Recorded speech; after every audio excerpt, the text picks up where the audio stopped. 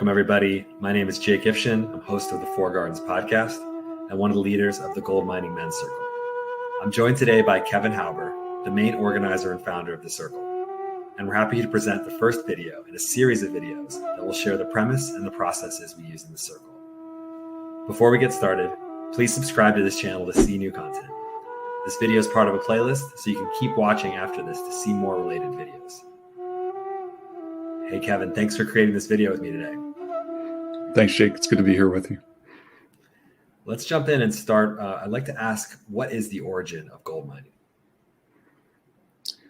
Okay, so to give you a little bit of a perspective, I've been involved in men's work with the Mankind Project since 2004. It's been a fascinating journey. In the beginning of that, there was the opportunity to bring whatever was going on in my life into our circle and be heard. That was a huge relief and was exactly what I needed. And I've seen so many men since then have a similar experience. When I did my New Warrior Training Adventure weekend, it was an opportunity for me to craft a life's mission for the first time, and then to go to work on the shadows that were in the way of that mission. That brought me an amazing amount of relief and revelation also, and I'm still grateful for that. And again, I know I'm not alone in that experience.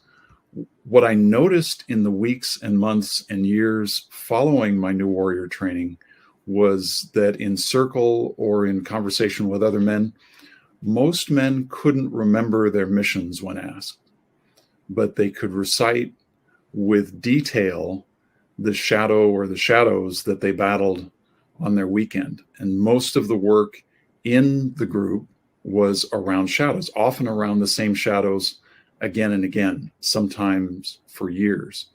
And in some cases, it might even be called wound worshiping. So I began to feel the need for something beyond the shadow focus. I didn't quite know what to do with that.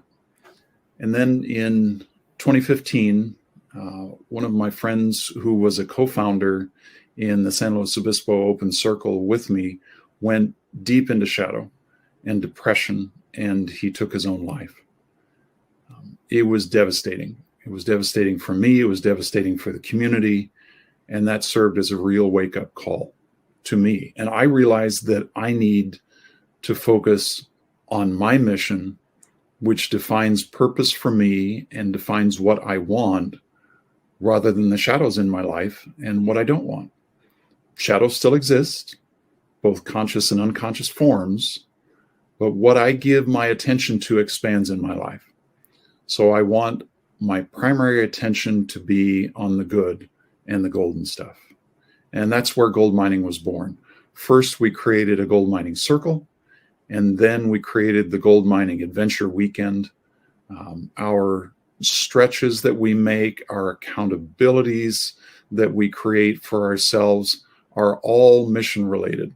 And the work statements that we create when we're doing our work in circle is start out very simply, if I were to work on my mission tonight, I would work on fill in the blank.